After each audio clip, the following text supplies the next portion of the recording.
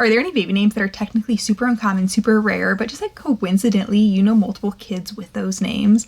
I have a friend from childhood who just had a little baby Kip like 5 months ago. It was after her grandpa, so baby's great grandpa. And then I got on Instagram this morning and one of my friends from college just named her baby Kip, also a family name.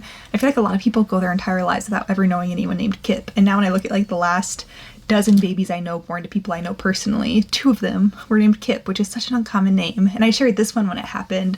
I did a consultation for somebody very early on in my career, and she was looking for a very uncommon name because she herself had a very popular name and hated the experience of sharing her name with other kids in her grade.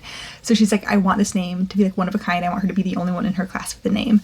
And she settled on the name Gaia. And when she drops Gaia off at daycare, when her maternity leave ends, out of like, I forget how many kids she said, we'll say 12, but out of the 12 kids at this daycare, there's another little girl named Gaia. So she came to me for a second consultation when she was pregnant with her second baby.